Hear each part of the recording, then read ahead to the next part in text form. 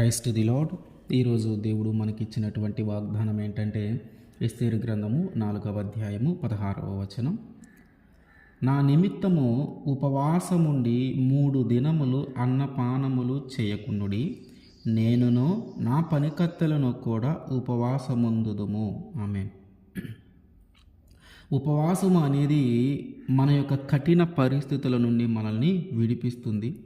ఉపవాసం అనేది మన ముందున్నటువంటి సవాళ్ళను ఎదుర్కొనే శక్తినిస్తుంది. ఉపవాసం అనేది మన శత్రువులను జయించేలాగా చేస్తుంది.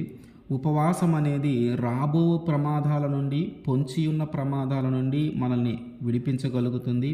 ఉపవాసం అనేది మన చేత శూర కార్యాలను జరిగిస్తుంది. ఉపవాసం అనేది చావు బ్రతుకుల్లో నుంచి మనల్ని కాపాడుతుంది. ఉపవాసం అనేది మన ప్రతికూల పరిస్థితిని అనుకూల పరిస్థితిగా మారుస్తుంది. ఉపవాసం అనేది దేవుని హృదయాన్ని కరిగిస్తుంది. అంటే ఉపవాసము ఉండటాన్ని బట్టి మనకి చాలా ఉపయోగము. మనము దేవుని దగ్గరికి వెళ్ళి ఉపవాసం ఉండి అడిగితే ఆయన హృదయము ఖచ్చితంగా కరిగింపబడి మన మీద ఉన్నటువంటి కోపము తొలగిపోయి మనము అడుగుతున్నది ఏదో, మనము ఇబ్బంది పడుతున్నది ఏదో దాని నుంచి మనల్ని విడిపిస్తాడు. రాణైన ఎస్తేరు రాణిగా ఏర్పాటు చేయబడిన తర్వాత హామానుని రాజు తన దగ్గర ఉన్న వాళ్ళందరికంటే కూడా ఉన్నతమైన అధికారాన్ని కల్పించి, ఆ కల్పించటాన్ని బట్టి అక్కడ ఉన్న వాళ్ళందరూ కూడా హామానును గౌరవిస్తూ ఉండేవారు. కొన్నిసార్లు సాష్టాంగ నమస్కారము చేస్తూ ఉండేవారు, కానీ మొర్దెకై చేస్తూ ఉండేవాడు కాదు. ఆ కోపమును బట్టి హామాను ఏం చేశాడంటే యూదులందరినీ చంపాలనుకున్నాడు. మొర్దెకైని ఒక్కడినే చంపితే ఉపయోగం ఏముంది, అందరినీ చంపేస్తే అప్పుడు బాగుంటుంది. ఇక నాకు నమస్కరించకుండా ఉండేవారు ఎవరు ఉండరు, అందరూ నన్ను గౌరవిస్తారు, అందరూ నాకు నమస్కారం చేస్తారనే ఆలోచన కలిగింది. అయితే ఈ విషయాన్ని రాజు దగ్గరికి వెళ్ళి చెప్పి, అయ్యా నీ దగ్గర ఉన్న వాళ్ళలో కొంతమంది నీకు వ్యతిరేకంగా ఉన్నారని ఆయన చెప్పాల్సింది ఆయన చెప్పేసి యూదులందరి మీదకి మరణము వచ్చేలాగున తాకీదులను రాయించి యూదులు ఎక్కడెక్కడైతే ఉన్నారో ఆ సంస్థానాలన్నిటికీ పంపించేశాడు ఆ లేఖలు. ఈ లేఖ అందుకున్నటువంటి మొర్దెకయి అక్కడున్న వారందరూ కూడా ఆ లేఖలు అందుకున్న తరువాత వాళ్ళు దుఃఖపడుతూ, ఏడుస్తూ, బాధపడుతూ, మరణము మనల్ని సమీపించింది, మనల్ని ఇక చంపేస్తారు, వీళ్ళు బ్రతకనివ్వరు అని దుఃఖపడుతూ ఉన్న సమయంలో మొర్దెకయి చేసిన పని ఏంటంటే తన దగ్గర ఉన్నటువంటి ఆ తాకీదును ఎస్తేరు రాణి దగ్గరికి పంపించాడు.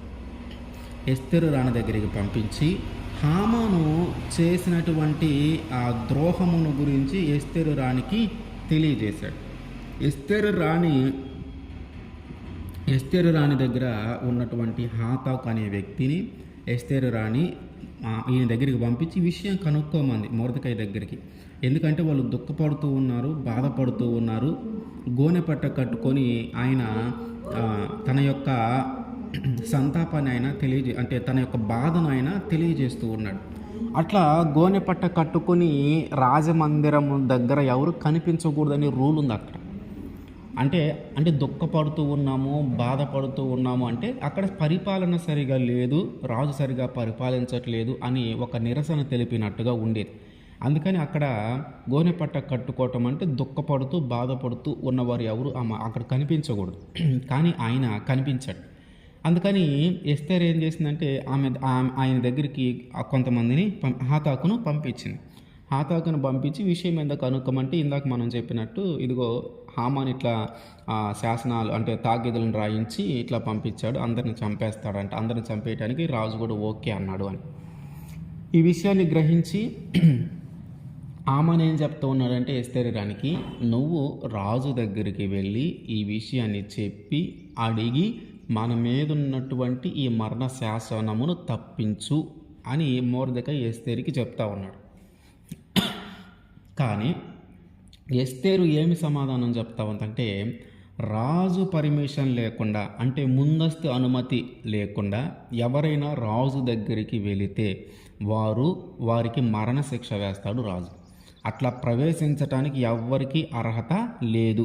అంటే అర్హత లేకుండా ఎవరైనా ప్రవేశించారంటే వారు రాజ ఆజ్ఞను మీరినట్టు. ఆ రాజ ఆజ్ఞను మీరిన దానిని బట్టి వారికి ఎంతటి శిక్ష విధిస్తాడో ఆయనకే తెలియదు. అందుకని ఏం చెప్తా ఉందంటే, అయ్యా ముందస్తు అనుమతి లేకుండా రాజు దగ్గరికి వెళ్ళడానికి నాకు అవకాశము లేదు. ఇప్పటికే 30 రోజులైంది నేను రాజును కలిసి. మళ్ళీ రాజుని కలవాలి అంటే ఈ పరిస్థితిని గురించి నేను వివరించి చెప్పాలంటే అది నా ప్రాణానికే ప్రమాదము, నేను వెళ్ళలేను అని చెప్తాను. ఇప్పుడు మొర్దెకై అంటున్నాడు మళ్ళీ, నువ్వు రాణిగా ఏర్పాటు చేయబడినది ఒకవేళ యూదుల మీదకి ఇట్లాంటి ప్రమాదము రాబోతూ ఉంది, ఒక మరణ శాసనము రాబోతూ ఉంది, ఇదిగో దాన్ని తప్పించటం కోసమే దేవుడు నిన్ను అక్కడ రాణిగా ఏర్పాటు చేశాడేమో ఒకసారి ఆలోచించుకో అని చెప్తూ ఉన్నాడు. కానీ ఆమె ముందున్న పరిస్థితి ఏంటంటే, రాజు పర్మిషన్ లేకుండా ముందస్తు అనుమతి లేకుండా వెళ్ళిందంటే తన ప్రాణాలకు తెగించి వెళ్ళినట్టే, తన ప్రాణానికి తెగించి వెళ్ళినట్టే. మొర్దెకై అంటున్నాడు, ఒకవేళ నువ్వు తప్పించుకుంటావు, నువ్వు రాణిగా ఉన్నావు కాబట్టి నువ్వేమైనా తప్పించుకుంటావని నువ్వు అనుకుంటూ ఉన్నావేమో. ఒకవేళ నువ్వు తప్పించుకున్నా నీ పితరులు, నీ యొక్క జాతి వారు అందరూ కూడా నశిస్తారు, కాబట్టి ఒకసారి ఆలోచించుకో అని ఆయన చెప్తూ ఉన్నాడు. ఇంకా కఠినమైన పరిస్థితే, అంటే చావు ముందుంది, తెగించి వెళ్ళాలి. తెగించి వెళితే బ్రతుకుతామో చనిపోతామో తెలియదు. రాజు అనుగ్రహం చూపిస్తే బ్రతుకుతాం, రాజు అనుగ్రహం చూపించలేదంటే చచ్చిపోతుంది. అంటే తన ముందున్న పరిస్థితి ఎట్టంటే ఆ చావే ముందుగా ఉంది. చావును జయించి, అంటే చావును కోరుకొని కూడా మనం ముందుకు వెళ్ళాలి. ఒకవేళ మనం అనుకునేది జరగలేదంటే మనం చనిపోతాం, అయినా ముందుకు వెళ్ళాలి. ఇటువంటి పరిస్థితి ఆమె ముందున్నప్పుడు ఈమె చేసిన పని ఏంటంటే, మొర్దెకైకి చెప్పిన మాట ఏంటంటే, నా నిమిత్తము మీ అందరూ ఉపవాసం ఉండండి. ఎవరి నిమిత్తము? ఎస్తేరు నిమిత్తము. ఎందుకు ఉపవాసం ఉండమంటుందంటే, ఇదిగో రాజు దగ్గరికి వెళ్ళబోతున్నా, అంటే అక్కడ చావు కూడా పొంచి ఉంది, ఏమో పొరపాటున నేను చనిపోవచ్చు, చెప్పలేం. అంటే రాజు హృదయము కరిగించబడి రాణి మీద కానీ జాలి చూపించలేదంటే, ఎస్తేరు మీద కానీ జాలి చూపించలేదు అంటే ఖచ్చితంగా ఆమెని చంపేసినా ఆశ్చర్యపోవాల్సిన పని లేదు. ఎంతటి శిక్ష విధిస్తాడో తెలియదు రాజు. ఆ సమయంలో రాజున్న కోపమో రాజుకున్న సంతోషమో ఏమో తెలియదు, ఆయన మైండ్ ఎట్లా ఉంటుందో, ఎంత శిక్ష అయినా విధించవచ్చు. ఇటువంటి పరిస్థితిని ఫేస్ చేయబోతూ ఉన్నాను, ఇటువంటి క్లిష్టమైన పరిస్థితులకు నేను వచ్చి ఉన్నాను కాబట్టి నా నిమిత్తము మీరు ఉపవాసం ఉండండి. అట్లాగే ఇంకో మాట కూడా చెప్పింది, అదేంటి, నేను కూడా ఉపవాసం ఉంటా. అంటే మన ముందున్నటువంటి ఒక ప్రతికూల పరిస్థితిని మనము అనుకూల పరిస్థితిగా మార్చుకోవాలంటే మనము ఉపవాసం ఉండాలి. ఇప్పుడు ఆమె ఎందుకు ఉపవాసం ఉంటుంది, వాళ్ళని ఎందుకు ఉపవాసం ఉండమంది, ఆమె కూడా ఎందుకు ఉపవాసం ఉంటుంది, ఈ రెండిటికి ఏం చేయాలని, ఏం జరగాలని ఏమి ఆశించి ఉంటుందంటే, రాజు దగ్గరికి ఎస్తేరు వెళ్ళినప్పుడు అనుమతి లేకుండా వెళ్ళే అర్హత లేదు కాబట్టి, ఒకవేళ ఆ రాజు ఆజ్ఞను మీరి రాజు దగ్గరికి వెళ్ళినప్పుడు ఆయన ఒక బంగారు దండమును ఆమె వైపు చూపించాలి. అంటే ఎవరైనా రాజు అనుమతి లేకుండా రాజు దగ్గరికి వెళితే, పొరపాటున వెళితే, రాజు అంట వారి వైపు ఒక బంగారు దండమును చూపిస్తాడు. ఆ బంగారు దండమును చూపిస్తేనేమో వీళ్ళు బ్రతికినట్టు, బంగారు దండమును చూపించలేదంటే వారి మీదకి శిక్ష వచ్చినట్టు. బంగారు దండమును ఎవరైతే వచ్చారో వారి వైపు చూపించాడంటే వారు నా దగ్గరికి, ఇంకంటే వారు రాజు దగ్గరికి వెళ్ళొచ్చు అని. పొరపాటున ఆయన బంగారు దండాన్ని కానీ చూపించలేదంటే వారికి ఏదో ఒక శిక్ష పడుతుంది. ఎంత శిక్ష అనేది తెలియదు. అయితే ఈ ఉపవాసం ఉండటానికి కారణం ఏంటంటే, ముందు చావు బ్రతుకు అనే ఒక పరిస్థితి ఉంది, ముందల ఒక ప్రతికూల పరిస్థితి ఉంది, ముందు ఒక కఠినమైన పరిస్థితి ఉంది. అయితే దేవుని హృదయాన్ని కరిగింపజేసేలాగా ఉపవాసం ఉండి, ఇప్పుడు ఈ రాజైనటువంటి అహష్వేరోషు యొక్క హృదయాన్ని కరిగించి ఆయన హృదయంలో ఎస్తేరు యందు జాలి పుట్టేలాగున దేవుడు మార్చాలి అన్న ఉద్దేశంతో ఈమె ఉపవాసము ఉంది. అట్లాగే యూదులందరినీ కూడా ఉపవాసము ఉంచింది.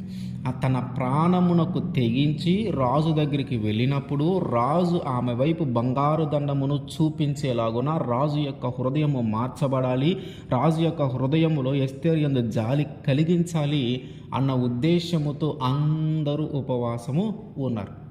అంటే ఆమె ఎప్పుడైతే రాజు దగ్గరికి వెళుతుందో సగము సమస్య పరిష్కారము అయినట్టే. ఎందుకంటే ఆమె వచ్చినప్పుడు రాజు బంగారు దండాన్ని చూపించాడంటే ఆమె యందు జాలి కలిగినట్టే.